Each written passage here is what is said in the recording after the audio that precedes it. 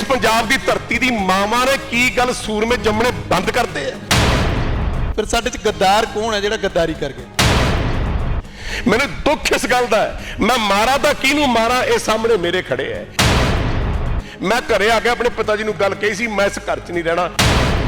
एक शराब की बोतल ते पुक्की ते फीम ते विक के आपां कि नवजोत सिंह सिद्धू जे मूहरे ना लग्या, कोई आदमी है जे दी लीडरशिप थले पंजाब तुर पिया तो पंजाब बच जूगा, नहीं तो पंजाब के टुकड़े हो जाने। मैं तुहानूं लिख के दे देना, मैं बुलंद आवाज कह रहा।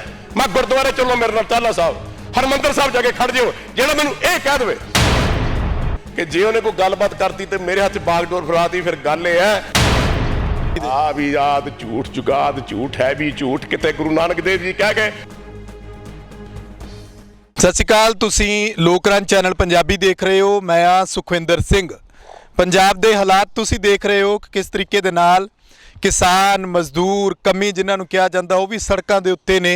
सरकार मनण नूं तैयार नहीं। केंद्र दी सरकार दी गल करदे हां, मोदी सरकार दी गल करदे हां जिहड़ी भरोसे दिंदी है किसानां नूं, पर किसानां नूं भरोसे दे विच लैण दी कोशिश करन दी जिहड़ी चाराजोई है वो कीती तां जा रही है, पर किसान मनदे नहीं। क्यों नहीं मनदे? दुख बड़े ने किसानां दे, केंद्र उस नूं समझण नूं तैयार नहीं।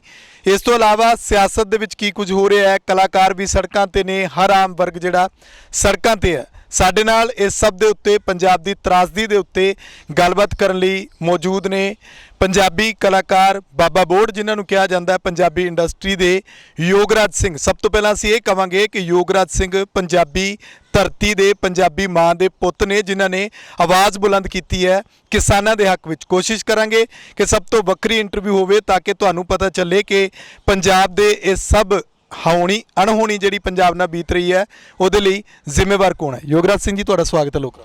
ਯੋਗਰਾਜ ਸਿੰਘ ਸਪੁੱਤਰ ਸ਼ਹੀਦ ਬਾਬਾ ਦੀਪ ਸਿੰਘ ਜੀ ਦੀ ਫਤਿਹ ਸਾਰੇ ਕਬੂਲ ਕਰਿਓ। ਵਾਹਿਗੁਰੂ ਜੀ ਕਾ ਖਾਲਸਾ, ਵਾਹਿਗੁਰੂ ਜੀ ਕੀ ਫਤਿਹ। ਹਾਂਜੀ ਪਿਆਰੇ, ਬੋਲੋ। ਯੋਗਰਾਜ ਸਿੰਘ ਜੀ, ਪੰਜਾਬ ਦੀ ਤਰਾਸਦੀ ਦੇ ਲਈ ਕਿਹਨੂੰ ਜ਼ਿੰਮੇਵਾਰ ਮੰਨਦੇ ਹੋ? 31 ਕਿਸਾਨ ਜਥੇਬੰਦੀਆਂ ਵੀ ਕੈਪਟਨ ਸਾਹਿਬ ਨਾਲ ਗੱਲਬਾਤ ਕਰ ਰਹੀਆਂ, ਅਕਾਲੀ ਦਲ ਵੀ ਸੜਕਾਂ ਤੇ ਹੈ, ਉਹ ਕਹਿੰਦੇ ਨੇ ਕਿ ਇੱਕੋ ਨਾਰਾ ਕਿਸਾਨ ਪਿਆਰਾ। ਤੁਸੀਂ ਇਸ ਸਭ ਬਾਰੇ ਕੀ ਸੋਚਦੇ ਹੋ ਕਿ ਇਹ ਅੱਜ ਦਾ ਤਾਂ ਹੋਇਆ ਨਹੀਂ, ਬੜਾ ਪੁਰਾਣਾ ਚੱਲਦਾ? ਛੱਡੋ ਪਰ ਇਹਨਾਂ ਦੀ ਗੱਲ। ਹਰ ਵਾਰ 20 ਸਾਲ ਬਾਅਦ ਪੰਜਾਬ ਦੇ ਉੱਤੇ ਭੀੜ ਪੈਂਦੀ ਹੈ। ਤੁਸੀਂ ਦੇਖ ਲਓ ਮੀਰ ਮੰਨੂ ਦੇ ਟਾਈਮ, ਜਾਂ ਅਹਿਮਦ ਸ਼ਾਹ ਅਬਦਾਲੀ ਦੇ ਟਾਈਮ, ਜਾਂ ਔਰੰਗਜ਼ੇਬ ਦੇ ਟਾਈਮ, ਬਾਬਰ ਦੇ ਟਾਈਮ, ਹਰ ਵਾਰ ਆਪਣੇ ਪੰਜਾਬ ਨੂੰ ਹੀ ਸੇਕ ਝੱਲਣਾ ਪੈਂਦਾ। ਪਹਿਲਾਂ ਪੰਜਾਬ ਆਪਣਾ ਬਹੁਤ ਵੱਡਾ ਸੀ। ਆਪਾਂ ਮਹਾਰਾਜਾ ਰਣਜੀਤ ਸਿੰਘ ਦੇ ਰਾਜ ਦੀ ਗੱਲ ਕਰੀਏ, ਤਿੱਬਤ ਤੋਂ ਲੈ ਕੇ ਕਸ਼ਮੀਰ ਤੋਂ ਲੈ ਕੇ ਉਹ ਦर्रा ਪਾਸ ਤੱਕ ਆਪਣਾ ਪੰਜਾਬ ਰਾਜ ਸੀ, ਰੋਪੜ ਤੱਕ। ਉਸ ਵੇਲੇ ਵੀ ਜਦ ਆਪਣੇ ਕੁਝ ਜਰਨੈਲ ਸੀਗੇ, ਹਰੀ ਸਿੰਘ ਨਲੂਆ ਜੀ ਵਰਗੇ, ਅਕਾਲੀ ਫੂਲਾ ਸਿੰਘ ਵਰਗੇ, ਜਰਨਲ ਜ਼ੋਰਾਵਰ ਸਿੰਘ ਵਰਗੇ ਜਿਹੜੇ ਤਿੱਬਤ ਲੜਾਈ ਲੜੇ, ਜਿਹਨੂੰ ਅੱਜ ਵੀ ਉਹਨਾਂ ਦਾ ਉੱਥੇ ਮੰਦਿਰ ਬਣਿਆ, ਜਿੱਥੇ ਜਾ ਕੇ ਜੋ ਵੀ ਗਰਭਵਤੀ ਆਪਣੀ ਮਹਿਲਾ ਹੈ, ਜਨਾਨੀ ਹੈ, ਉਹ ਜਾ ਕੇ ਅਰਦਾਸ ਕਰਦੀ ਹੈ ਵੀ ਮੇਰੇ ਘਰੇ ਜ਼ੋਰਾਵਰ ਸਿੰਘ ਵਰਗਾ ਜਰਨੈਲ ਜੰਮੇ। ਲੇਕਿਨ ਉਦੋਂ ਵੀ ਧਿਆਨ ਚੰਦ ਡੋਗਰੇ ਵਰਗੇ ਬੰਦੇ ਹੁੰਦੇ ਸੀ। ਤੁਹਾਨੂੰ ਇਸ ਗੱਲ ਦਾ ਅਹਿਸਾਸ ਹੋਊਗਾ, ਪਤਾ ਹੋਊਗਾ, ਤੁਸੀਂ ਜੇ ਹਿਸਟਰੀ ਪੜ੍ਹੀ ਹੈ, ਕਿ ਧਿਆਨ ਚੰਦ ਡੋਗਰੇ ਨੂੰ ਇੱਕ ਵਾਰੀ ਜਦ ਪਾਰਲੀਮੈਂਟੇਰੀਅਨ ਕੰਮ ਚੱਲ ਰਿਹਾ ਸੀ ਤੇ ਉੱਠ ਕੇ ਹਰੀ ਸਿੰਘ ਨਲੂਏ ਨੇ ਆਖਿਆ ਵੀ ਗੱਲ ਸੁਣ ਰਾਜਾ, ਆ ਜਿਹੜਾ ਤੂੰ ਬੰਦਾ ਬਗਲ 'ਚ ਬਿਠਾਇਆ ਤੇ ਇਹਦਾ ਮੁੰਡਾ ਜਿਹੜਾ ਗੋਦ 'ਚ ਖਿਲਾ ਰਿਹਾ ਹੈ, ਇਹਨੂੰ ਇੱਥੋਂ ਕੱਢ ਦੇ, ਨਹੀਂ ਤੇਰੇ ਰਾਜ ਦਾ ਇਹ ਸੱਤਿਆਨਾਸ ਮਾਰ ਦੂਗਾ। ਧਿਆਨ ਚੰਦ ਡੋਗਰੇ ਬਾਰੇ ਆਵਾਜ਼ ਸੀ। ਉੱਥੋਂ ਪੰਜਾਬ ਚੱਲਦਾ ਔਰੰਗਜ਼ੇਬ ਦਾ ਰਾਜ ਆ ਗਿਆ। ਕਿ ਮੈਂ ਹਿਸਟਰੀ ਤੁਹਾਨੂੰ ਤਾਂ ਸੁਣਾ ਰਿਹਾ ਕਿਉਂਕਿ ਹਿਸਟਰੀ ਤੋਂ ਕੋਈ ਵਾਕਫ ਨਹੀਂ ਹੈ। ਮੈਂ 65-70 ਸਾਲ ਦਾ ਬੰਦਾ ਹੋ ਗਿਆ, ਲੇਕਿਨ ਮੈਂ ਗੱਲਾਂ ਤਾਂ ਕਹਿ ਰਿਹਾ ਕਿ ਤੁਹਾਡੇ ਵਰਗੇ ਬੱਚੇ, ਆਉਣ ਵਾਲਾ ਆਵਾਮ ਇਹਨਾਂ ਨੂੰ ਇਹ ਪਤਾ ਲੱਗੇ ਵੀ ਆਪਾਂ ਇੱਥੇ ਆ ਕੇ ਗਏ ਹਾਂ, ਇਸ ਤਰ੍ਹਾਂ ਆਪਣਾ ਹੋ ਕਿਉਂ ਗਿਆ। ਉਸ ਤੋਂ ਬਾਅਦ ਜੀ ਆਪਾਂ ਲੜਾਈ ਲੜੀ, ਮੁਗਲਾਂ ਨਾਲ ਲੜਾਈ ਲੜੀ, ਔਰੰਗਜ਼ੇਬ ਕੀ ਕਰਦਾ ਸੀ ਤੁਹਾਡੇ ਸਾਹਮਣੇ ਸਾਰਾ ਕੁਛ ਹੈ। ਕਿੰਨੀ ਆਪਣੇ ਸਿੱਖਾਂ ਨੂੰ ਬਲੀਦਾਨ ਦੇਣਾ ਪਿਆ, ਕਿੰਨੇ ਆਪਣੇ ਬੱਚੇ, ਕਿੰਨੇ ਸਿੰਘ। ਇਹ ਕਰਦੇ ਜੀ ਮਹਾਰਾਜਾ ਰਣਜੀਤ ਸਿੰਘ ਦਾ ਰਾਜ ਵੀ ਖਤਮ ਹੋਇਆ। ਤੁਸੀਂ ਦੇਖੋ ਜਿਹੜੀ ਗੱਲ ਜਰਨੈਲ ਸਾਹਿਬ ਨੇ ਕਹੀ ਸੀਗੀ, ਅਕਾਲੀ ਫੂਲਾ ਸਿੰਘ ਨੇ ਤੇ ਹਰੀ ਸਿੰਘ ਨਲੂਆ ਜੀ ਨੇ, ਵੀ ਭਾਈ ਤੂੰ ਪਾਸੇ ਕਰਦੇ। ਰਣਜੀਤ ਸਿੰਘ ਦੇ ਮਰਨ ਤੋਂ ਬਾਅਦ ਉਹਨੇ ਰਾਜ ਦਾ ਸੱਤਿਆਨਾਸ ਮਾਰਤਾ। ਭਜਾ ਕੇ ਜਨਾਨੀਆਂ ਮਾਰੀਆਂ, ਭਜਾ ਕੇ ਮੁੰਡੇ ਮਾਰੇ, ਸਾਰਾ ਵੰਸ਼ ਹੀ ਖਤਮ ਕਰਤਾ। ਹੁਣ ਫਿਰ ਅੱਤਵਾਦ ਤੋਂ ਪਹਿਲਾਂ ਦਾ ਦੌਰ ਆਇਆ, ਫਿਰ ਅੱਤਵਾਦ ਦਾ ਦੌਰ ਆਇਆ, ਫਿਰ ਫਲਾਨਾ ਦੌਰ ਆਇਆ, ਹੁਣ ਫਿਰ ਇਹ ਗੱਲ ਸ਼ੁਰੂ ਹੋ ਗਈ। ਮੈਂ ਪਹਿਲਾ ਸਵਾਲ ਤਾਂ ਇਹ ਪੁੱਛਣਾ ਚਾਹੁੰਦਾ ਸਾਰਿਆਂ ਨੂੰ ਵੀ ਜਦ ਜੱਟ ਕੋਲ 200-250 ਕਿੱਲੇ ਪੈਲੀ ਆਮ ਜੱਟ ਕੋਲ ਹੁੰਦੀ ਸੀ, ਤੁਹਾਨੂੰ ਯਾਦ ਹੋਊਗਾ ਸੀਲਿੰਗ ਤੋਂ ਪਹਿਲਾਂ ਜਦ ਇੰਦਰਾ ਗਾਂਧੀ ਦਾ ਰਾਜ ਸੀਗਾ, ਉਦੋਂ ਜੀ ਸੀਲਿੰਗ ਲੱਗੀ, 18 ਕਿੱਲੇ ਜ਼ਮੀਨ ਰਹਿ ਗਈ ਇੱਕ ਪਰਿਵਾਰ ਕੋਲ, ਬਾਕੀ ਸਾਰੀਆਂ ਜ਼ਮੀਨਾਂ ਗੌਰਮੈਂਟ ਲੈ ਗਈ। ਸੱਚ ਹੈ, ਕਿਉਂਕਿ ਮੇਰੇ ਸਾਹਮਣੇ ਇਹ ਹੋਇਆ। ਸਾਡੀ ਯੂਪੀ 2600 ਕਿੱਲੇ ਜ਼ਮੀਨ ਸੀ, ਸਾਡੀ ਇੱਥੇ 500 ਕਿੱਲੇ ਜ਼ਮੀਨ ਸੀ, ਜਗਿਆਣੇ, ਕਨੇਚ, ਢੰਡਾਰੀ ਹੈ ਜੀ। ਇਹ ਸਾਰੀਆਂ ਸੀਲਿੰਗਾਂ ਕਰਕੇ ਬਾਕੀ ਜ਼ਮੀਨਾਂ ਗੌਰਮੈਂਟ ਲੈ ਗਈ। ਕਿਉਂ? ਕਿਉਂਕਿ ਪੰਜਾਬ ਦੀ ਧਰਤੀ ਦਾ ਜਿਹੜਾ ਕਿਸਾਨ ਹੈ ਉਹ ਪਤਾ ਨਹੀਂ ਕਿਉਂ ਲੋਕਾਂ ਨੂੰ ਚੁਭਦਾ ਰਿਹਾ। ਕਮਾਲ ਦੀ ਗੱਲ ਹੈ, ਜਿਸ ਧਰਤੀ ਦੇ ਉੱਤੇ ਇੱਕ ਜੱਟ ਆਪਣਾ ਹਲ ਚਲਾਉਂਦਾ ਹੈ, ਸਾਰਾ ਦਿਨ ਧੁੱਪੇ ਮਰਦਾ, ਆਪਣਾ ਲਹੂ ਪਸੀਨਾ ਡੋਲਦਾ ਹੈ, ਕਣਕ ਉਗਾਉਂਦਾ ਹੈ, ਮੱਕੀ ਉਗਾਉਂਦਾ ਹੈ, ਸਬਜ਼ੀਆਂ ਉਗਾਉਂਦਾ ਹੈ, ਔਰ ਉਸ ਨੂੰ ਆਪਣੇ ਢਿੱਡ 'ਚ ਕਿੰਨਾ ਕੁ ਪਾਉਂਦਾ ਹੈ ਆਪਣੇ ਪਰਿਵਾਰ ਕੋਲ, ਉਹ ਸਾਰੇ ਦੇਸ਼ ਨੂੰ ਵੰਡਦਾ। ਤੁਹਾਨੂੰ ਇਹ ਵੀ ਯਾਦ ਹੋਊਗਾ ਕਿ ਇੱਕ ਟਾਈਮ ਤੇ ਇੱਕ ਐਸਾ ਟਾਈਮ ਸੀ ਕਿ ਜਦ ਸਾਡੀ ਕਣਕ, ਸਾਡੀ ਮੱਕੀ, ਸਾਡੀਆਂ ਸਬਜ਼ੀਆਂ ਅਸੀਂ ਬਾਹਰ ਐਕਸਪੋਰਟ ਕਰਿਆ ਕਰਦੇ ਸੀ। ਅੱਜ ਉਹ ਕੰਮ ਨਹੀਂ ਹੁੰਦਾ, ਕਿਉਂਕਿ ਤੁਸੀਂ ਜੱਟ ਦੀ ਜਿਹੜੀ ਜ਼ਮੀਨ ਹੈ ਛੋਟੀ ਕਰਤੀ। ਹੁਣ ਟਾਈਮ ਜਿਹੜਾ ਤੁਸੀਂ ਸਵਾਲ ਪੁੱਛਿਆ ਮੈਨੂੰ, ਮੈਂ ਕਦੇ ਵੀ ਕਿਸੇ ਜਥੇਬੰਦੀਆਂ ਦੀ ਗੱਲ ਨਹੀਂ ਕਰਦਾ, ਨਾ ਮੈਂ ਕਿਸੇ ਪੋਲੀਟੀਕਲ ਪਾਰਟੀ ਦੀ ਗੱਲ ਕਰਦਾ, ਤੇ ਨਾ ਹੀ ਮੈਨੂੰ ਪੋਲੀਟਿਕਸ ਜਿਹੜੇ ਪੋਲੀਟੀਸ਼ੀਅਨ ਨੇ ਉਹਨਾਂ ਬਾਰੇ ਜਿੰਨੀ ਮੈਨੂੰ ਜਾਣਕਾਰੀ ਹੈ ਸ਼ਾਇਦ ਕਿਸੇ ਨੂੰ ਨਾ ਹੋਵੇ, ਕਿਉਂਕਿ ਮੈਂ ਜੰਮਿਆ ਪਲਿਆ ਪੋਲੀਟੀਸ਼ੀਅਨਾਂ ਦੇ ਘਰ 'ਚ, ਮੈਂ ਵੱਡਾ ਹੋਇਆ ਪੋਲੀਟੀਸ਼ੀਅਨਾਂ ਦੇ ਘਰ 'ਚ, ਮੇਰਾ ਦੋਸਤਾਨਾ ਯਾਰਾਨਾ ਪੋਲੀਟੀਸ਼ੀਅਨਾਂ ਨਾਲ ਰਿਹਾ। ਮੇਰੇ ਵੱਡੇ ਵੱਡੇ ਕਹਿੰਦੇ ਕਹਾਉਂਦੇ ਦਰਬਾਰ ਦਿੱਲੀ ਦੇ ਜਿਹੜੇ ਕਹਿੰਦੇ ਕਹਾਉਂਦੇ ਰਹਿਨੁਮਾ ਸੀ, ਉਹਨਾਂ ਦੇ ਨਾਲ ਮੇਰਾ ਯਾਰਾਨਾ ਰਿਹਾ। ਪਰ ਜ਼ਿੰਦਗੀ 'ਚ ਮੈਂ ਇਹੀ ਸੋਚਦਾ ਰਿਹਾ ਵੀ ਯੋਗਰਾਜ ਸਿੰਘ ਪੋਲੀਟਿਕਸ ਨਹੀਂ ਕਰਨੀ, ਇਲੈਕਸ਼ਨ ਨਹੀਂ ਲੜਨੀ, ਇਹ ਕੰਮ ਨਹੀਂ ਕਰਨਾ, ਕਿਉਂਕਿ ਇਹਦੇ ਵਿੱਚ ਝੂਠ ਤੇ ਗੰਦਗੀ ਇੰਨੀ ਹੈ ਜ਼ਿੰਦਗੀ ਜਿਹਦਾ ਮੈਂ ਬਿਆਨ ਨਹੀਂ ਕਰ ਸਕਦਾ, ਕਿਉਂਕਿ ਇਹ ਮੇਰੀ ਅੱਖੀ ਵੇਖੀ ਤੇ ਕੰਨੀ ਸੁਣੀਆਂ ਗੱਲਾਂ ਨੇ। ਅੱਜ ਪੰਜਾਬ ਦੀ ਧਰਤੀ ਦੇ ਉੱਤੇ ਜਿਹੜਾ ਕਹਿਰ ਮਚਿਆ ਹੈ, ਇਹ ਮੈਂ ਸਪਸ਼ਟ ਲਫ਼ਜ਼ਾਂ ਨਾਲ ਕਹਿ ਦਿੰਦਾ, ਹੋ ਸਕਦਾ ਤੁਹਾਨੂੰ ਨਾ ਚੰਗਾ ਲੱਗੇ, ਇਹ ਸਾਡਾ ਆਪਣਾ ਕਸੂਰ ਹੈ, ਸਾਡੇ ਆਪਣੇ ਜੱਟਾਂ ਦਾ ਕਸੂਰ ਹੈ, ਸਾਡੇ ਜ਼ਿਮੀਂਦਾਰਾਂ ਦਾ ਕਸੂਰ ਹੈ। ਜਦੋਂ ਮੈਂ ਜੱਟ ਕਹਿੰਦਾ, ਉਹਨੂੰ ਇੱਕ ਗੱਲ ਧਿਆਨ ਨਾਲ ਰੱਖਿਆ ਕਰੋ ਕਿ ਜੱਟ ਮੀਨਸ ਜ਼ਿਮੀਂਦਾਰ, ਉਹ ਕਿਸੇ ਵੀ ਮਜ਼ਹਬ ਦਾ ਹੋ ਸਕਦਾ, ਕਿਸੇ ਵੀ ਧਰਮ ਦਾ ਹੋ ਸਕਦਾ। ਉਹ ਇਸ ਕਰਕੇ ਹੋਇਆ ਕਿਉਂਕਿ ਆਪਾਂ ਗੁਰੂਆਂ ਦੀ ਕੀਤੀ ਭੁਲਾਤੀ ਹੈ। ਅਕਿਰਤ ਕੰਨ ਮੰਦੀ ਹੋ ਮੰਦਾ, ਇਸ ਦੇਸ਼ ਨੂੰ ਆਜ਼ਾਦ ਕਰਨ ਵਾਸਤੇ, ਇਸ ਦੇਸ਼ ਦੇ ਲੋਕਾਂ ਨੂੰ ਠੱਲ ਪਾਉਣ ਵਾਸਤੇ, ਇਸ ਦੇਸ਼ ਦੇ ਲੋਕਾਂ ਨੂੰ ਇੱਕ ਅੱਛੀ ਜ਼ਿੰਦਗੀ ਦੇਣ ਦੇ ਵਾਸਤੇ, ਇਸ ਲੋਕਾਂ ਨੂੰ ਆਪਣੀ ਹਿੱਕ ਨਾਲ ਲਾ ਕੇ ਇੱਕ ਪਿਓ ਇੱਕ ਮਾਤਾ ਆਪਣੇ 10 ਗੁਰੂ ਤੇ ਗੁਰੂ ਗ੍ਰੰਥ ਸਾਹਿਬ ਮਹਾਰਾਜ ਦੇ ਵਿੱਚ ਪ੍ਰਕਾਸ਼ ਮਾਨ, ਉਹ ਅਕਾਲ ਪੁਰਖ ਮਹਾਰਾਜ ਇਹਨਾਂ ਨੂੰ ਐਡੀ ਸੋਹਣੀ ਜ਼ਿੰਦਗੀ ਦੇ ਗਿਆ। ਉਹਨਾਂ ਨੇ ਆਪਣਾ ਸਾਰਾ ਕੁਝ ਕੁਰਬਾਨ ਕਰਤਾ। ਗੁਰੂ ਨਾਨਕ ਦੇਵ ਜੀ 14-15 ਸਾਲ ਤੋਂ ਬਾਅਦ ਘਰੇ ਕਦੇ ਨਹੀਂ ਰਹੇ, ਸਾਰੀ ਜ਼ਿੰਦਗੀ ਬਾਹਰ ਰਹੇ, ਲੋਕਾਂ ਨੂੰ ਦੱਸਦੇ ਰਹੇ। ਫਿਰ ਸਾਡੇ ਸਾਰੇ ਗੁਰੂ ਆਏ, ਫਿਰ ਗੁਰੂ ਗੋਬਿੰਦ ਸਿੰਘ ਜੀ ਆਏ, ਕਿੰਨੀਆਂ ਸ਼ਹੀਦੀਆਂ ਹੋਈਆਂ। ਮੈਂ ਗੁਰੂ ਤੇਗ ਬਹਾਦਰ ਜੀ ਮਹਾਰਾਜ ਦੀ ਹਮੇਸ਼ਾ ਗੱਲ ਕਰਦਾ ਹੁੰਦਾ ਕਿ ਸ਼ਾਇਦ ਤੁਹਾਨੂੰ ਇਹ ਯਾਦ ਹੋਊਗਾ ਕਿ ਉਹਨਾਂ ਕੋਲ ਕਸ਼ਮੀਰੀ ਪੰਡਤ ਆਏ ਸੀ। ਪਹਿਲਾਂ ਤਾਂ ਇਹ ਮੰਨੋ ਸਾਰੇ ਕਿ ਆਏ ਸੀ ਕਿ ਨਹੀਂ ਆਏ ਸੀ, ਇਹ ਮੈਂ ਜ਼ਰੂਰ ਮਨਾਉਣਾ ਚਾਹੁੰਦਾ। ਉਹਨਾਂ ਨੇ ਆ ਕੇ ਕੀ ਕਿਹਾ ਕਿ ਮਹਾਰਾਜ ਸਾਡਾ ਧਰਮ ਖਤਰੇ 'ਚ ਹੈ, ਔਰੰਗਜ਼ੇਬ 20,000 ਹਿੰਦੂ ਰੋਜ਼ ਮਾਰਦਾ ਜਾਂ ਮੁਸਲਮਾਨ ਉਹਨਾਂ ਨੂੰ ਬਣਾਉਂਦਾ ਹੈ, ਅਤੇ ਜਿਹੜਾ ਜਨੇਊ ਹੈ ਉਹਨਾਂ ਦਾ, ਉਹਦੀ ਟੋਪੀ ਸਿਲ ਕੇ ਵੇਚ ਕੇ ਰੋਟੀ ਖਾਂਦਾ, ਸਾਡੇ ਨਾਲ ਬਹੁਤ ਜ਼ੁਲਮ ਹੋ ਰਿਹਾ। ਤੇ ਗੁਰੂ ਸਾਹਿਬ ਸੋਚੀ ਪੈ ਗਏ, ਤੇ 10ਵੇਂ ਪਾਤਸ਼ਾਹ ਉਦੋਂ 9 ਸਾਲ ਦੇ ਸੀ, ਅਨੰਦਪੁਰ ਸਾਹਿਬ ਆਏ। ਉਹਨਾਂ ਨੇ ਕਿਹਾ ਪਿਤਾ ਜੀ ਕੀ ਗੱਲ ਹੈ? ਕਹਿੰਦੇ ਬੇਟਾ ਗੱਲ ਇਹ ਹੈ ਵੀ ਹਿੰਦੂ ਧਰਮ ਬਹੁਤ ਖਤਰੇ 'ਚ ਹੈ, ਜੇ ਨਾ ਕੁਛ ਹੋਇਆ ਤਾਂ ਸ਼ਾਇਦ ਇਹ ਧਰਮ ਰਵੇ ਵੀ ਨਾ, ਪਰ ਇਸ ਧਰਮ ਨੂੰ ਬਚਾਉਣ ਵਾਸਤੇ ਆਪਾਂ ਨੂੰ ਕਿਸੇ ਬਹੁਤ ਮਹਾਂਪੁਰਸ਼ ਨੂੰ, ਮਹਾਂਗਿਆਨੀ ਨੂੰ, ਬ੍ਰਹਮ ਗਿਆਨੀ ਨੂੰ ਆਹੂਤੀ ਦੇਣੀ ਪੈਣੀ ਹੈ, ਕੁਰਬਾਨੀ ਦੇਣੀ ਪੈਣੀ ਹੈ। ਅਤੇ ਤੁਹਾਡੇ ਵੀ ਯਾਦ ਹੋਊਗਾ ਸਾਰਿਆਂ ਦੇ ਕਿ 9 ਸਾਲ ਦੇ 10ਵੇਂ ਪਾਤਸ਼ਾਹ ਕਹਿੰਦੇ ਪਿਤਾ ਜੀ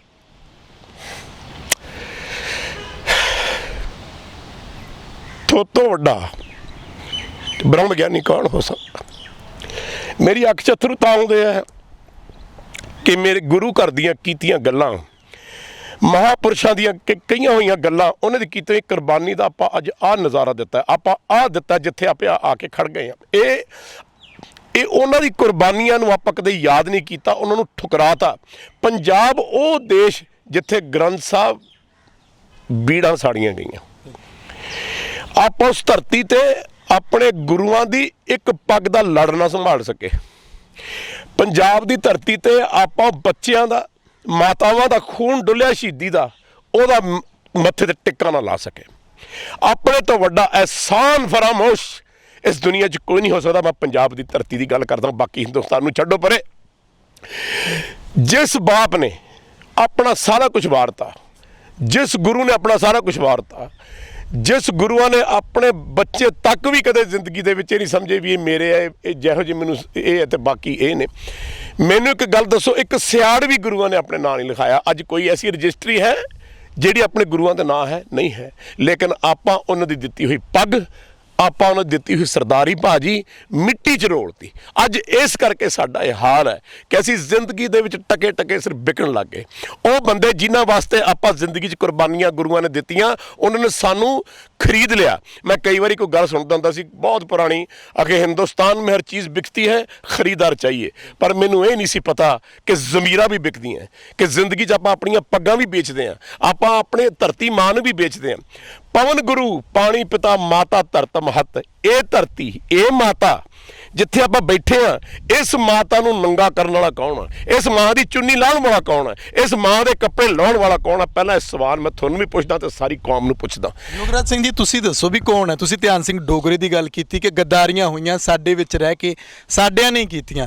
ਕਿਸਾਨ ਤਾਂ ਆਪਣੀ ਪੱਗ ਸੰਭਾਲਦੇ ਫਿਰਦੇ ਨੇ, ਉਹ ਤਾਂ ਉਹੀ ਪਾਟੀਆਂ ਪੱਗਾਂ ਜੇ ਮੋਰੀਆਂ ਹੋਈਆਂ ਉਹ ਵੀ ਲੈ ਕੇ ਜਿਹੜੇ ਉਹ ਸੜਕਾਂ ਤੇ ਫਿਰ ਰਹੇ ਨੇ ਕਿ ਸਾਨੂੰ ਇਨਸਾਫ ਦਿਓ। ਫਿਰ ਸਾਡੇ 'ਚ ਗੱਦਾਰ ਕੌਣ ਹੈ ਜਿਹੜਾ ਗੱਦਾਰੀ ਕਰ ਗਿਆ? ਬਾਬਾ ਬੰਦਾ ਸਿੰਘ ਬਹਾਦਰ ਜੀ ਚੱਲੇ ਲਾਹੌਰ ਤੱਕ ਫਤਿਹ ਕਰਨ ਲੱਗੇ ਤੇ ਅੱਗੇ ਫੌਜਾਂ ਖੜੀਆਂ। ਫੌਜਾਂ 'ਚ ਕੌਣ ਖੜਾ? ਉਹ ਸਿੰਘ ਖੜੇ ਜਿਹੜੇ ਗੁਰੂ ਸਾਹਿਬ ਦੇ ਨਾਲ ਗਏ ਸੀ, ਜਿਨ੍ਹਾਂ ਨੂੰ ਪਸੰਦ ਨਹੀਂ ਸੀ ਵੀ ਬੰਦਾ ਸਿੰਘ ਬਹਾਦਰ ਨੂੰ ਜਰਨੈਲ ਕਿਉਂ ਬਣਾਇਆ। ਮੈਂ ਤੁਹਾਡੀ ਗੱਲ ਦਾ ਜਵਾਬ ਦੇਣ ਲੱਗਿਆ। ਤੇ ਜਦ ਉਹ ਆਪਣਾ ਅਟੈਕ ਕਰਨ ਲੱਗਿਆ ਤੇ ਉਹਦੇ ਮਨ 'ਚ ਖਿਆਲ ਆਇਆ, ਬਾਬਾ ਬੰਦਾ ਸਿੰਘ ਬਹਾਦਰ ਜੀ ਲਿਖਦੇ ਆ ਕਿ ਪਰਾਏ ਸ਼ੋਲੋं का मुझे खौफ नहीं, मेरा हौसला इतना बुलंद है कि पराए शोलों का मुझे खौफ नहीं, डर इस बात का है कि मेरे बागों के फूलों पे आई बहार कहीं चमन को जला न दे। ਮੈਨੂੰ ਦੁੱਖ ਇਸ ਗੱਲ ਦਾ ਹੈ, ਮੈਂ ਮਾਰਾਂ ਤਾਂ ਕਿਹਨੂੰ ਮਾਰਾਂ? ਇਹ ਸਾਹਮਣੇ ਮੇਰੇ ਖੜੇ ਹੈ। ਇਹ ਮੈਂ ਕਤਲ ਕਰਾਂ ਤਾਂ ਕਿਹਦਾ ਕਰਾਂ? ਗੁਰੂ ਸਾਹਿਬ ਨੇ ਥਾਪੜੇ ਦੇ ਕੇ ਮੇਰੇ ਨਾਲ ਤੋਰੇ ਸੀ। ਉੱਥੇ ਤਾਂ ਉਹ ਕੁਝ ਹੋਇਆ ਜਿਹੜਾ ਮੈਂ ਬਿਆਨ ਨਹੀਂ ਕਰ ਸਕਦਾ। ਉਹ ਚੁੱਪ ਕਰਕੇ ਮੁੜ ਕੇ ਸਰਦਾਰ ਵਾਪਸ ਆ ਗਿਆ। ਨਹੀਂ ਉਹ ਇਹ ਤਾਂ ਕੀ ਫਤਿਹ ਕਰਕੇ ਲਾਹੌਰ ਇੱਕ ਸਿੱਖਾਂ ਨੂੰ ਰਾਜ ਦੇ ਕੇ ਜਾਂਦਾ। ਤੁਹਾਡੇ ਸਵਾਲ ਦਾ ਜਵਾਬ ਜਿਹੜਾ ਹੈ ਨਾ, ਉਹ ਇੰਨਾ ਕੁ ਡੂੰਘਾ ਹੈ ਕਿ ਦੁੱਖ ਇਸ ਗੱਲ ਦਾ ਸਾਡੀ ਇਸ ਪੰਜਾਬ ਦੀ ਧਰਤੀ 'ਚੋਂ ਰਹਿਨੁਮਾ ਜੰਮੇ ਜੀ। ਉਹਨਾਂ ਨੇ ਇੰਨਾ ਕੁਛ, ਉਹਨਾਂ ਨੂੰ ਕੁਰਸੀਆਂ ਮਿਲੀਆਂ, ਸਭ ਕੁਝ ਮਿਲਿਆ, ਰੱਬ ਨੇ ਸਾਰਾ ਕੁਝ ਉਹਨਾਂ ਨੂੰ ਦਿੱਤਾ। ਲੇਕਿਨ ਇੱਥੋਂ 400 ਕਿਲੋਮੀਟਰ 250 ਕਿਲੋਮੀਟਰ ਤੇ ਜਾ ਕੇ ਜਿਹੜੀ ਫਿਦਰਤ ਬਦਲਦੀ ਹੈ ਨਾ, ਇੱਥੋਂ ਘਰੋਂ ਉੱਥੇ ਤੱਕ ਜਿਹੜੀ ਦਿੱਲੀ ਜਾ ਕੇ ਫਿਦਰਤ ਬਦਲਦੀ ਹੈ, ਇਹ ਮੈਂ ਅੱਖੀ ਵੇਖੀ ਹੈ, ਜਿਹਨੂੰ ਮੈਂ ਬਿਆਨ ਨਹੀਂ ਕਰ ਸਕਦਾ। ਮੈਂ ਘਰੇ ਆ ਕੇ ਆਪਣੇ ਪਿਤਾ ਜੀ ਨੂੰ ਗੱਲ ਕਹੀ ਸੀ, ਮੈਂ ਇਸ ਘਰ 'ਚ ਨਹੀਂ ਰਹਿਣਾ, ਮੈਨੂੰ ਅੱਡ ਘਰ ਚਾਹੀਦਾ, ਕਿਉਂਕਿ ਮੈਂ ਉਸ ਘਰ 'ਚ ਨਹੀਂ ਰਹਿ ਸਕਦਾ ਜਿੱਥੇ ਲੋਕ ਆਪਣੇ ਲੋਕਾਂ ਦੇ, ਆਪਣੇ ਦੇਸ਼ ਦੇ, ਆਪਣੇ ਪੰਜਾਬ ਦੀ ਧਰਤੀ ਨੂੰ ਪੈਸਿਆਂ ਲਈ ਵੇਚ ਦਿੰਦੇ ਨੇ। ਤੁਹਾਨੂੰ ਨਹੀਂ ਲੱਗਦਾ ਕਿ ਜੱਸਾ ਸਿੰਘ ਆਹਲੂਵਾਲੀਆ ਵਰਗੇ, ਜੱਸਾ ਸਿੰਘ ਰਾਮਗੜੀਆ ਵਰਗੇ, ਬਾਬਾ ਬੰਦਾ ਸਿੰਘ ਬਹਾਦਰ ਦੀ ਆਪਾਂ ਗੱਲ ਕਰਦੇ, ਉਹੋ ਜਿਹਾ ਲੀਡਰ ਹੁਣ ਪੰਜਾਬ ਦੇ ਵਿੱਚ ਮੇਰੇ ਖਿਆਲ ਦੇ ਵਿੱਚ ਤਾਂ ਕੋਈ ਵੀ ਨਹੀਂ, ਨਾ ਹੀ ਕੋਈ ਅੱਗੋਂ ਜੰਮਣਾ, ਨਾ ਹੀ ਕੋਈ ਪੈਦਾ ਹੋਣਾ। ਜਦੋਂ ਆਸਾਂ ਕੀਤੀਆਂ ਜਾਂਦੀਆਂ ਕਿ ਸ਼ਾਇਦ ਸਾਡੇ ਵਿੱਚ ਕੋਈ, ਜਿਵੇਂ ਕਹਿੰਦੇ ਸੀ ਕਿ ਮਹਾਰਾਜਾ ਰਣਜੀਤ ਸਿੰਘ ਵਰਗਾ ਰਾਜ ਦੇ ਦਿਆਂਗੇ, ਕਹਿੰਦੇ ਕੋਈ ਕਿਸ ਤਰ੍ਹਾਂ ਦਾ ਵਾਅਦਾ ਕਰਦਾ ਸੀ, ਪਰ ਅੱਜ ਕਿਸਾਨ ਸੜਕਾਂ ਤੇ ਹੈ, ਰਾਜ ਕਿਹਦੇ ਸਿਰ ਤੇ ਦੇਣਾ? ਮਹਾਰਾਜਾ ਰਣਜੀਤ ਸਿੰਘ ਦੀ ਤਾਂ ਜੁੱਤੀ ਦੀ ਮਿੱਟੀ ਨਹੀਂ, ਹਰੀ ਸਿੰਘ ਨਲੂਏ ਦੀ ਤਾਂ ਇਹ ਨੋਕ ਨਹੀਂ ਆ ਜਿਹੜੇ ਬੰਦੇ ਗੱਲਾਂ ਕਰਦੇ ਨੇ। ਪਰ ਮੈਂ ਕਿਸਾਨ ਨੂੰ ਪੁੱਛਦਾ, ਆਵਾਮ ਨੂੰ ਪੁੱਛਦਾ, ਪੰਜਾਬ ਦੀ ਧਰਤੀ ਦੇ ਰਹਿਣ ਵਾਲੇ ਲੋਕਾਂ ਨੂੰ ਪੁੱਛਦਾ, ਜਦ ਤੁਸੀਂ ਜ਼ਿੰਦਗੀ ਦੇ ਵਿੱਚ ਵੋਟਾਂ ਪਾਉਂਦੇ ਹੋ, ਤੁਹਾਨੂੰ ਪਤਾ ਜਾ ਕੇ ਰਾਤ ਨੂੰ ਤੁਸੀਂ ਆਪਣਾ ਜ਼ਮੀਰ ਕਦੇ ਫਰੋਲਿਆ? ਮੈਨੂੰ ਦੁੱਖ ਨਾਲ ਕਹਿਣਾ ਪੈਂਦਾ ਹੈ ਕਿ ਇੱਕ ਸ਼ਰਾਬ ਦੀ ਬੋਤਲ ਤੇ ਭੁੱਕੀ ਤੇ ਫੀਮ ਤੇ ਵਿਕ ਕੇ ਆਪਾਂ ਵੋਟਾਂ ਜਿਹਨੂੰ ਮਰਜ਼ੀ ਪਾ ਦਿੰਦੇ। ਇਹ ਸੱਚ ਹੈ ਕਿ ਨਹੀਂ ਸੱਚ ਹੈ? ਪਹਿਲਾਂ ਤੁਸੀਂ ਦੱਸੋ, ਤੁਸੀਂ ਵਿੱਚ ਰਹਿੰਦੇ ਹੋ। ਆਪਣਾ ਕਿਰਦਾਰ ਇੰਨਾ ਖਰਾਬ ਹੋ ਚੁੱਕਿਆ, ਆਪਣੀ ਜ਼ਿੰਦਗੀ ਦਾ ਰਹਿਨੁਮਾ ਇੰਨਾ ਖਰਾਬ ਹੋ ਚੁੱਕਿਆ ਕਿ ਅਸੀਂ ਆਪਣੇ ਆਪ ਨੂੰ ਟਕੇ ਟਕੇ ਸਿਰ ਵੇਚਦਾ ਹੈ।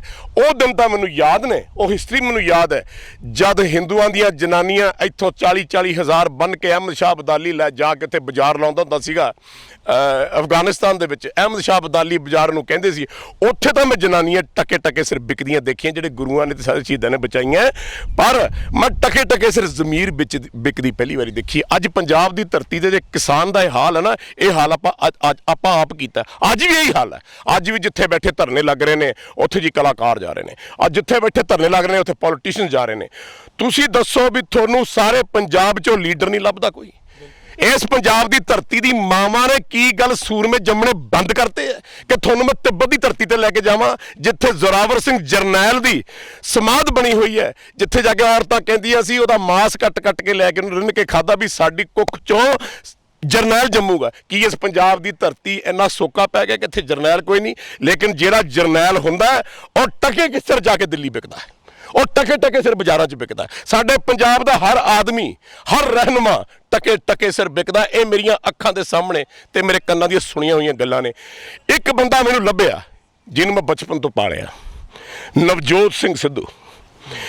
ਛੋਟਾ ਜਿਹਾ ਸੀ, ਉਸ ਤੋਂ ਬਾਅਦ ਵੱਡਾ ਕੀਤਾ ਭਗਵੰਤ ਸਿੰਘ ਸਿੱਧੂ, ਇਹਨਾਂ ਦੇ ਫਾਦਰ ਮੈਨੂੰ ਬਹੁਤ ਪਿਆਰ ਕਰਿਆ ਕਰਦੇ ਸੀ। ਅਸੀਂ ਜਾਂਦੇ ਸੀ, ਉਹ ਮੈਨੂੰ ਕਹਿੰਦੇ ਸੀ ਯੋਗ ਇਹਨੂੰ ਕੋਈ ਧੱਕਾ ਮਾਰੀਏ, ਇਹਨੂੰ ਜੀ ਭੇਜਣਾ, ਗਰਾਊਂਡ 'ਚ ਭੇਜਣਾ, ਖਿਲਾਉਣਾ, ਕਰਾਉਣਾ। ਵੱਡਾ ਕੀਤਾ ਤੇ ਸਰਦਾਰ ਭਗਵੰਤ ਸਿੰਘ ਸਿੱਧੂ ਚਲਾਣਾ ਕਰ ਗਏ। ਜਦ ਨਵਜੋਤ ਦਾ ਵਿਆਹ ਹੋਇਆ ਤੇ ਮੈਨੂੰ ਐਡਾ ਮਾਣ ਪ੍ਰਾਪਤ ਹੋਇਆ ਕਿ ਐਡੇ ਵੱਡੇ ਜਰਨੈਲ ਦੇ ਪੁੱਤਰ ਦਾ ਮੈਂ ਆਪਣੇ ਹੱਥੀਂ ਪਿਓ ਬਣ ਕੇ ਵਿਆਹ ਕੀਤਾ। ਤੇ ਫਿਰ ਇਹ ਜਰਨੈਲ ਘਰ ਦੇ ਵਿੱਚ ਕਿਉਂ ਰਹਿੰਦਾ? ਪਹਿਲਾਂ ਗੱਲ ਦੱਸੋ। ਵਿਆਹ ਕੀਤਾ ਔਰ ਮੈਨੂੰ ਅੱਜ ਵੀ ਉਮੀਦ ਹੈ, ਦੇਖੋ ਹਰ ਬੰਦੇ ਦੇ ਨਾਲ ਕੋਈ ਬੰਦਾ ਰਲਦਾ ਨਹੀਂ, ਕਈ ਵਾਰੀ ਬੰਦੇ ਨੂੰ ਸਮਝਾਉਣਾ ਪੈਂਦਾ, ਬੱਚੇ ਨੂੰ ਕਹਿਣਾ ਵੀ ਕਹਿੰਦਾ। ਮੈਂ ਅੱਜ ਵੀ ਕਹਿੰਦਾ ਕਿ ਆਪਣੇ ਕੋਲ ਇੱਕੋ ਹੀ ਜਰਨੈਲ ਹੈ, ਇੱਕੋ ਹੀ ਬੰਦਾ, ਉਹਦਾ ਨਾਂ ਹੈ ਨਵਜੋਤ ਸਿੰਘ ਸਿੱਧੂ। ਮੈਨੂੰ ਨਹੀਂ ਪਤਾ, ਬਾਕੀ ਸਾਰਾ ਕੁਝ ਰੱਬ ਜਾਣਦਾ ਕਿਸੇ ਦੇ ਮਨ 'ਚ ਕੀ ਹੈ। ਇੱਕੋ ਹੀ ਆਦਮੀ ਹੈ, ਜੇ ਇਹਦੀ ਲੀਡਰਸ਼ਿਪ ਥੱਲੇ ਪੰਜਾਬ ਤੁਰ ਪਿਆ ਤਾਂ ਪੰਜਾਬ ਬਚ ਜੂਗਾ, ਨਹੀਂ ਤਾਂ ਪੰਜਾਬ ਦੇ ਟੁਕੜੇ ਹੋ ਜਾਣੇ। ਮੈਂ ਤੁਹਾਨੂੰ ਲਿਖ ਕੇ ਦੇ ਦਿੰਦਾ। ਹਾਂ, ਹਰੇਕ ਬੰਦੇ 'ਚ ਨੁਕਸ ਹੁੰਦਾ, ਕੋਈ ਬੰਦਾ ਪਰਫੈਕਟ ਨਹੀਂ, ਤੁਸੀਂ ਵੀ ਮੈਂ ਵੀ ਨਹੀਂ। ਮੈਂ ਬਹੁਤ ਸਾਰੇ ਲੋਕਾਂ ਤੋਂ ਸੁਣਿਆ ਜੀ ਸਿੱਧੂ ਸਾਹਿਬ ਬਹੁਤ ਤੇਜ਼ ਬੋਲ ਜਾਂਦੇ ਨੇ, ਇਹ ਕਰ ਦਿੰਦੇ ਨੇ, ਉਹ ਕਰ ਦਿੰਦੇ ਨੇ। ਮੈਂ ਕਿਹਾ ਜਿਹੜਾ ਬੰਦਾ ਜੋਸ਼ ਵਾਲਾ ਹੁੰਦਾ, ਜਰਨੈਲ ਹੁੰਦਾ, ਗੱਲ ਕਰਦਾ ਹੀ ਹੁੰਦਾ। ਲੇਕਿਨ ਮੈਂ ਆਵਾਜ਼ ਸਿੱਧੂ ਨੂੰ ਮਾਰੀਏ ਇਹ ਸਮਝ ਕੇ ਕਿ ਮੈਂ ਤੇਰਾ ਪਿਓ ਹਾਂ, ਮੈਂ ਤੇਰਾ ਉਹ ਪਿਓ ਹਾਂ ਜਿਹਨੇ ਆਪਣੇ ਹੱਥੀਂ ਤੈਨੂੰ ਵਿਆਹਿਆ, ਮੈਂ ਤੇਰਾ ਉਹ ਪਿਓ ਹਾਂ ਜਿਹਨੇ ਹੱਥੀਂ ਤੈਨੂੰ ਪਾਲਿਆ, ਤੇ ਮੈਂ ਤੇਰੇ ਨਾਲ ਇਸ਼ਕ ਵੀ ਕਰਦਾ, ਪਿਆਰ ਵੀ ਕਰਦਾ। ਤੇ ਮੈਨੂੰ ਗੁਰੂ ਦੀ ਆਵਾਜ਼ ਹੈ ਕਿ ਨਵਜੋਤ ਸਿੰਘ ਸਿੱਧੂ ਜੇ ਮੂਹਰੇ ਨਾ ਲੱਗਿਆ, ਜੇ ਪੰਜਾਬ ਨੇ ਇਹਨੂੰ ਆਪਣਾ ਲੀਡਰ ਨਾ ਮੰਨਿਆ, ਤੇ ਇਸ ਪੰਜਾਬ ਦੀ ਧਰਤੀ ਦਾ ਤੁਸੀਂ ਦੇਖਿਓ ਛੋਟੇ ਛੋਟੇ ਟੁਕੜੇ ਹੋ ਜਾਣਗੇ। ਯੋਗਰਾਜ ਸਿੰਘ ਜੀ, ਤੁਸੀਂ ਨਹੀਂ ਮੰਨਦੇ ਵੀ 31 ਕਿਸਾਨ ਜਥੇਬੰਦੀਆਂ ਚੋਂ ਕੋਈ 15 ਲੀਡਰ ਨਹੀਂ ਇਹਨਾਂ ਨੂੰ ਲੱਭਦੇ, ਕਿਸਾਨਾਂ ਦੇ, ਜਾਂ ਕਿਸਾਨਾਂ ਨੂੰ ਨਹੀਂ ਲੱਭਦੇ ਕਿ ਅਸੀਂ ਵਿਧਾਨ ਸਭਾ 'ਚ ਭੇਜੀਏ? ਕੋਈ ਇਹੋ ਜਿਹੇ ਲੀਡਰ ਨਹੀਂ ਲੱਭਦੇ ਕਿ ਅਸੀਂ ਲੋਕ ਸਭਾ 'ਚ ਭੇਜੀਏ ਜਿੱਥੇ ਸਾਡੇ ਸਰਮਾਏਦਾਰ ਵੱਡੇ ਵੱਡੇ ਰਾਜ ਕਰੀ ਬੈਠੇ ਨੇ? ਨਹੀਂ, ਲੀਡਰਾਂ ਦਾ ਕੀ ਨੁਕਸ ਹੈ? ਹੁਣ ਜੀ ਇੱਕ ਬੰਦਾ ਕੋਈ ਚੱਕ ਕੇ ਆਪਾਂ ਨੂੰ ਵੋਟਾਂ ਦੇ ਕੇ ਜਿਤਾਤਾ, ਕੋਈ ਪਤਾ ਨਹੀਂ ਉਹ ਕਿੱਥੇ ਦਾ ਹੈ, ਕੀ ਉਹਦਾ ਖਾਨਦਾਨ ਹੈ, ਕੀ ਉਹ ਕਿਸ ਪਰਿਵਾਰ ਦਾ ਹੈ, ਕੀ ਗੱਲ ਹੈ, ਕੀ ਬਾਤ ਹੈ, ਉਹਨੂੰ ਆਪਾਂ ਕੁਰਸੀ ਤੇ ਬਿਠਾਤਾ। ਉਹ ਤਾਂ ਬੜੀ ਜੋਸ਼ ਨਾਲ ਆਇਆ ਵੀ ਮੈਂ ਆਹ ਵੀ ਕਰਨਾ, ਮੈਂ ਆਹ ਵੀ ਕਰਨਾ, ਮੈਂ ਉਹ ਵੀ ਕਰਨਾ। ਉਸ ਤੋਂ ਬਾਅਦ ਉਹਨੇ ਦਰਬਾਰ 'ਚ ਵੀ ਜਾਣਾ ਹੈ, ਅਹਿਮਦ ਸ਼ਾਹ ਅਬਦਾਲੀ ਦਾ ਬਾਜ਼ਾਰ 'ਚ ਵੀ ਜਾਣਾ ਹੈ, ਜਿੱਥੇ ਜਾ ਕੇ ਬੋਲੀ ਲੱਗ ਰਹੀ ਹੈ, ਹਾਂ ਭਾਈ 2 रुपए 2 रुपए 2 रुपए 3 रुपए 3 रुपए 3 रुपए 3 करोड़ 3 करोड़ 10 करोड़ 5 करोड़ 10 करोड़ 100 करोड़ 100 करोड़ 100 करोड़ 150 करोड़ 100 करोड़। हाय, जे इन्ना पैसा मैनू मिल जे, मैं तो अपने माँ प्यो बच्चे भी बेच दियां। ये साडी सोच है, ਇਹ ਸਾਡੇ ਉੱਥੇ ਜਿਹੜੇ ਬੰਦੇ ਜਾਂਦੇ ਉਹਨਾਂ ਦੀ ਸੋਚ ਹੈ। ਮੈਂ ਤੈਂ ਕੀ ਲੈਣਾ, ਛੱਡ ਪਰੇ। ਮਾਂ ਵੀ ਕਹਿੰਦੀ ਹੈ, ਦਾਦੀ ਵੀ ਕਹਿੰਦੀ ਹੈ, ਘਰ ਵਾਲੀ ਵੀ ਕਹਿੰਦੀ ਛੱਡ, ਤੂੰ ਮਸਾਂ ਤੂੰ ਮੰਤਰੀ ਬਣਿਆ, ਮਸਾਂ ਤੂੰ MLA ਬਣਿਆ, ਪੂੰਝ ਲੈ ਜਿਹੜਾ ਪੂੰਝਣਾ। ਉਹ ਮੁੜ ਕੇ ਪਤਾ ਨਹੀਂ 5 ਸਾਲ ਬਾਅਦ ਕਿਸੇ ਨੇ ਵੋਟ ਪਾਉਣੀ ਹੈ ਕਿ ਨਹੀਂ ਪਾਉਣੀ। ਦੱਸੋ ਇੱਕ ਨਾਮ, ਮੈਂ ਕਿਸੇ ਪਾਰਟੀ ਬਾਰੇ, ਕਿਸੇ ਰਹਿਨੁਮਾ ਬਾਰੇ ਗੱਲ ਨਹੀਂ ਕਰਦਾ, ਇੱਕ ਨਾਮ ਹਿੰਦੁਸਤਾਨ 'ਚ ਦੱਸ ਦਿਓ, ਇੱਕ। ਮੈਂ ਬੁਲੰਦ ਆਵਾਜ਼ 'ਚ ਕਹਿ ਰਿਹਾ, ਮੈਂ ਗੁਰਦੁਆਰੇ ਚੱਲੋ ਮੇਰੇ ਨਾਲ, ਟਾਹਲਾ ਸਾਹਿਬ, ਹਰਮੰਦਰ ਸਾਹਿਬ ਜਾ ਕੇ ਖੜ ਜਿਓ, ਜਿਹੜਾ ਮੈਨੂੰ ਇਹ ਕਹਿ ਦੇਵੇ ਕਿ ਮੈਂ ਜ਼ਿੰਦਗੀ 'ਚ 1 ਰੁਪਈਆ ਨਹੀਂ ਆਪਣੀ ਕੌਮ ਦਾ ਖਾਧਾ, ਮੈਨੂੰ ਕੋਈ ਇਹ ਕਹਿ ਦੇਵੇ ਪੰਜਾਬ ਦੇ ਕਿਸਾਨਾਂ ਦਾ ਪੈਸਾ ਜਿਹੜਾ ਸੈਂਟਰ ਤੋਂ ਮਿਲਦਾ ਮੈਂ ਨਹੀਂ ਖਾਧਾ, ਮੈਂ ਆਪਣਾ ਸਿਰ ਵੜਾ ਦੂੰਗਾ, ਇੱਕ ਵੀ ਨਹੀਂ ਹੈ। ਮੈਨੂੰ ਇਸ ਗੱਲ ਦਾ ਯਕੀਨ ਹੈ। ਮੈਂ ਨਵਜੋਤ ਸਿੰਘ ਸਿੱਧੂ ਦੀ ਤਾਂ ਗੱਲ ਕਰਦਾ ਕਿਉਂਕਿ ਨਵਜੋਤ ਸਿੰਘ ਸਿੱਧੂ ਵਿਕਾਊ ਨਹੀਂ, ਨਵਜੋਤ ਸਿੰਘ ਸਿੱਧੂ ਰੱਜੇ ਘਰ ਚੋਂ ਹੈ। ਨਵਜੋਤ ਸਿੰਘ ਸਿੱਧੂ ਖਾਨਦਾਨੀ ਔਰ ਉਸ ਬਾਪ ਦਾ ਬੇਟਾ ਜਿਹਨੇ ਬੁਲੰਦ ਆਵਾਜ਼ ਦੇ ਵਿੱਚ ਪਾਰਲੀਮੈਂਟ 'ਚ ਕਿਹਾ ਸੀ ਇਹ ਤੁਹਾਡੇ ਬਾਪ ਦਾ ਹਿੰਦੁਸਤਾਨ ਨਹੀਂ ਹੈ, ਇਹ ਸਾਡੇ ਸਾਰਿਆਂ ਦਾ ਹੈ, ਤੇ ਪੰਜਾਬ ਦੀ ਧਰਤੀ ਤੁਹਾਡੇ ਬਾਪ ਦੀ ਨਹੀਂ ਹੈ, ਸਾਡੀ ਹੈ। ਉਦੋਂ ਇੰਦਰਾ ਗਾਂਧੀ ਜੀ ਪ੍ਰਾਈਮ ਮਿਨਿਸਟਰ ਸੀ। ਮੇਰਾ ਮਤਲਬ ਤੁਸੀਂ ਇਹ ਗੱਲ ਕੀਤੀ ਹੈ ਵੀ ਇਹ ਕਿਸਾਨਾਂ ਨੂੰ ਜਿੱਧਰ ਮਰਜੀ, ਮੈਂ ਕਹਿੰਦਾ ਕਿ ਝੰਡੇ ਥੱਲੇ ਆਓ ਤਾਂ ਸਹੀ, ਆਪਣਾ ਇੱਕ ਲੀਡਰ ਚੂਜ਼ ਕਰੋ। ਜਦ ਲੀਡਰ ਚੂਜ਼ ਕਰਦੇ ਨੇ ਉਦੋਂ ਉਹ ਦੇਖੀ ਤੂੰ ਉੱਥੇ ਨਾ ਜਾਈਂ, ਤੂੰ ਉੱਥੇ ਗਿਆ ਤੈਅ ਕਰ ਦੇਂਗੇ, ਤੂੰ ਆ ਲੈ ਪੈਸੇ, ਆ ਲੈ ਫਲਾਨਾ, ਦੇ ਕੇ ਪੈਸੇ, ਦੇ ਕੇ ਚੀਜ਼ਾਂ। ਕਿਉਂਕਿ ਮੈਂ ਹਮੇਸ਼ਾ ਕਿਹਾ ਦੌਲਤ ਹੈ ਨਾ, ਮਾਫ ਕਰਨਾ ਮੇਰੇ ਸ਼ਬਦ, ਇਹ ਦੌਲਤ ਰੰਡੀ ਹੈ, ਇਹ ਦੌਲਤ ਤਵਾਇਫ ਹੈ, ਇਹ ਕਿਸੇ ਦੀ ਸਕੀ ਨਹੀਂ, ਕਿਸੇ ਕੋਲ ਰਹਿੰਦੀ ਨਹੀਂ। ਅੱਜ ਤੁਹਾਡੇ ਕੋਲ ਹੈ, ਕੱਲ ਨੂੰ ਮੇਰੇ ਕੋਲ ਹੈ, ਤੇ ਜਿਹਨੇ ਜ਼ਮੀਰ ਇੱਕ ਵਾਰੀ ਵੇਚਦੀ ਵਾਪਸ ਨਹੀਂ ਆ ਸਕਦੀ, ਦੌਲਤ ਗਈ ਵਾਪਸ ਆ ਸਕਦੀ ਹੈ। ਯੋਗਰਾਜ ਸਿੰਘ, ਆਖਰੀ ਸਵਾਲ ਹੈ ਮੇਰਾ ਕਿ ਤੁਸੀਂ ਕਹਿੰਦੇ ਹੋ ਕਿ ਸਿਆਸਤ ਜਿਹੜੀ ਉਹ ਚਿੱਕੜ ਹੈ, ਤੁਹਾਨੂੰ ਨਹੀਂ ਲੱਗਦਾ ਕਿ ਕਈ ਵਾਰੀ ਚਿੱਕੜ ਨੂੰ ਸਾਫ਼ ਕਰਨ ਲਈ ਵਿੱਚ ਕੁੱਦਣਾ ਪੈਂਦਾ ਹੈ? ਜੇ ਤੁਹਾਨੂੰ ਕੋਈ ਕਹੇ ਕਿ ਤੁਸੀਂ ਵੀ ਸਿਆਸਤ ਵਿੱਚ ਕੁੱਦੋ, ਤੁਸੀਂ ਆਵਾਜ਼ ਉਠਾਉਂਦੇ ਹੋ ਪੰਜਾਬ ਦੀ, ਕਿਸਾਨੀ ਦੀ, ਦਰਦ ਹੈ ਤੁਹਾਡੇ ਅੰਦਰ, ਫਿਰ ਤੁਸੀਂ ਕਿਉਂ ਨਹੀਂ ਇਸ ਚਿੱਕੜ 'ਚ ਕੁੱਦਦੇ? ਬਾਦਸ਼ਾਹ ਦਰਵੇਸ਼ ਗੁਰੂ ਗੋਬਿੰਦ ਸਿੰਘ, ਜੇ ਬਾਦਸ਼ਾਹ ਹੋਵੇ ਤਾਂ ਮੈਂ ਆਪਣੇ ਪਿਓ ਵਰਗਾ ਹੋਵਾਂ। ਮੈਂ ਜ਼ਿੰਦਗੀ 'ਚ ਆ ਮੇਰਾ ਡੋਲੂ ਚੱਕਿਆ, ਮੇਰੇ 4 ਮਿੱਸੀਆਂ ਰੋਟੀਆਂ ਮੈਂ ਪਕਾ ਕੇ ਲਿਆ, ਮੈਂ ਖਾ ਲੈਣੀਆਂ। ਮੇਰੇ ਘਰੇ ਵੀ ਨੌਕਰ ਚਾਕਰ ਨਹੀਂ, ਮੈਨੂੰ ਜ਼ਿੰਦਗੀ ਚਾਹੀਦੀ ਹੈ। ਮੈਂ ਮਾਲੀਆਂ ਨੂੰ ਬਣ ਦੇਣੀ ਹੈ ਜੇ ਭੁੱਖੇ ਆ ਤਾਂ। ਬਾਦਸ਼ਾਹ ਉਹ ਜਿਹੜਾ ਰੋਟੀ ਬਾਅਦ 'ਚ ਖਾਵੇ, ਦੇਖੇ ਮੇਰੇ ਸਾਰੀ ਆਵਾਮ ਨੇ, ਮੇਰੀ ਕੌਮ ਨੇ ਰੋਟੀ ਖਾਧੀ। ਬਾਦਸ਼ਾਹ ਉਹ ਜਿਹੜਾ ਕਿਸੇ ਨੂੰ ਦੁੱਖ ਨਾ ਦੇਵੇ, ਬਾਦਸ਼ਾਹ ਉਹ ਜਿਹੜਾ ਸਾਰਿਆਂ ਨੂੰ ਬਰਾਬਰ ਸਮਝੇ, ਬਾਦਸ਼ਾਹ ਉਹ ਜਿਹੜਾ ਇਹ ਨਾ ਕਵੇ ਹਿੰਦੂ ਹੈ, ਮੁਸਲਮਾਨ ਹੈ, ਸਿੱਖ ਹੈ, ਈਸਾਈ ਹੈ, ਫਲਾਨਾ। ਮੇਰੇ ਗੁਰੂਆਂ ਨੇ, ਮੈਂ ਤਾਂ ਗੁਰੂ ਘਰ ਦਾ ਕੁੱਕਰ ਹਾਂ, ਇੱਕ ਕੁੱਤਾ ਹੁੰਦਾ ਨਾ ਮੇਰੇ ਵਰਗਾ, ਉਹਦੇ ਪਟਾ ਪਾਇਆ, ਮੂੰਹ ਚੱਕਿਆ, ਦੇਖ ਰਿਹਾ ਵੀ ਕਦੇ ਤਾਂ ਮਾਲਕ ਗੁੱਟ ਟੁੱਕ ਪਾਊਗਾ। ਮੈਂ ਤਾਂ ਬਾਬਾ ਦੀਪ ਸਿੰਘ ਜੀ ਦਾ ਬੇਟਾ, ਮੈਂ ਉਹਨਾਂ ਸ਼ਹੀਦਾਂ ਦਾ ਬੇਟਾ, ਮੈਂ ਉਹਨਾਂ ਦੇ ਕਹਿਣ ਤੇ ਤੁਰਨਾ ਹੈ। ਤੇ ਮੈਨੂੰ ਇਹ ਕੀ ਐਕਸਪੈਕਟ ਕਰ ਲੈਣਗੇ?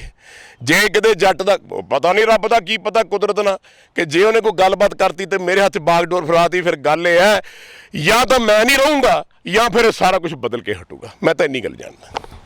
ਤੇ ਜਿਹੜਾ ਕਿਸਾਨਾਂ ਨੂੰ ਐਮਐਸਪੀ ਦਾ ਭਰੋਸਾ ਦਿੱਤਾ ਜਾ ਰਿਹਾ, ਸਾਡੀ ਬੀਜੇਪੀ ਵਾਲਿਆਂ ਨਾਲ ਗੱਲ ਹੋਈ ਸੀ, ਉਹ ਕਹਿੰਦੇ ਕਿ ਅਸੀਂ ਐਮਐਸਪੀ ਦਾ ਤਾਂ ਪੂਰਾ ਰੇਟ ਦਿੰਨੇ ਆ, ਤੁਸੀਂ ਕੇਂਦਰ ਦੇ ਕੋਲ ਜਿਹੜਾ ਲੈ ਕੇ ਜੇ ਲੈਣਾ ਐਮਐਸਪੀ ਦਾ ਰੇਟ ਤਾਂ ਪੰਜਾਬ ਸਰਕਾਰ ਦੇ ਜ਼ਰੀਏ ਅਪੀਲ ਕਰਕੇ ਉਹ ਲੈ ਵੀ ਸਕਦੇ ਹੋ। ਇਹਦੇ ਉੱਤੇ ਕੀ ਵੀ ਯਾਦ ਝੂਠ ਜੁਗਾਦ ਝੂਠ ਹੈ ਵੀ ਝੂਠ। ਕਿਤੇ ਗੁਰੂ ਨਾਨਕ ਦੇਵ ਜੀ ਕਹਿ ਗਏ ਅਕਾਲ ਪੁਰਖ ਬਾਰੇ, ਹੈ ਜੀ, ਏਕ ਓਮਕਾਰ ਸਤਨਾਮ ਕਰਤਾ ਪੁਰਖ ਨਿਰਭਉ ਨਿਰਵੈਰ ਅਕਾਲ ਮੂਰਤ ਅਜੂਨੀ ਸੇ ਭੰਗ ਗੁਰ ਪ੍ਰਸਾਦ ਜਪ ਆਦ ਸੱਚ ਜੁਗਾਦ ਸੱਚ ਹੈਪੀ ਸੱਚ ਨਾਨਕ ਹੋਸੀ ਵੀ ਸੱਚ ਬੋਲੋ ਵਾਹਿਗੁਰੂ। ਇੱਕ ਤਾਂ ਉਹ ਗੱਲ ਕਹਿ ਗਏ, ਇੱਕ ਆਪਾਂ ਇਹ ਗੱਲ ਕਹਿ ਗਏ, ਆੜਤੀਆਂ ਨੇ ਲੁੱਟ ਲੁੱਟ ਕੇ ਜੱਟ ਦੀਆਂ ਰਗਾਂ 'ਚ ਖੂਨ ਚੂਸਿਆ ਕਿ ਨਹੀਂ ਚੂਸਿਆ? ਮੈਂ ਤਾਂ ਜੱਗੇ ਡਾਕੂ ਵੇਲੇ ਦੀ ਗੱਲ ਕਰਦਾ ਤੁਹਾਨੂੰ, ਜਿਹੜਾ ਕਿ ਸਦੀਆਂ 300 ਸਾਲ ਪਹਿਲਾਂ ਹੋਇਆ। ਉਦੋਂ ਉਹਨੂੰ ਆੜਤੀਏ ਮਾਰਨੇ ਪਏ ਜਿਨ੍ਹਾਂ ਨੇ ਲਾ ਕੇ ਜੱਟਾਂ ਤੋਂ ਅੰਗੂਠੇ। ਅੱਜ ਵੀ ਇਹੀ ਹੋ ਰਿਹਾ। ਇੱਕ ਆੜਤੀਆ ਤੋਂ ਫਸਲ ਲੈਂਦਾ, ਅੰਗੂਠਾ ਲਾਉਂਦਾ, ਅੱਗੇ ਕੀ ਲਿਖਦਾ ਜੱਟ ਨੂੰ ਨਹੀਂ ਪਤਾ। ਜੱਟ ਨੇ ਪੈਸਾ ਪਾਇਆ, ਜੇ ਮਾਰੀ ਬੜਕਾ ਕੇ ਦੇਸੀ ਸ਼ਰਾਬ ਪੀਤੀ ਆ ਬਰ ਵੇਚਤੀ। ਆਹ ਤਾਂ ਸਾਡਾ ਹਾਲ ਹੈ। ਸਾਨੂੰ ਜ਼ਿੰਦਗੀ ਦੇ ਵਿੱਚ ਉਹ ਜੋਕਾਂ ਜੁੜੀਆਂ ਹੋਈਆਂ ਨੇ, ਕਿਉਂਕਿ ਜੱਟ ਇੱਕ ਬੜਾ ਇਮੋਸ਼ਨਲ, ਜੱਟ ਨਹੀਂ ਜ਼ਿਮੀਂਦਾਰ, ਆਪਾਂ ਬਹੁਤ ਇਮੋਸ਼ਨਲ ਆ।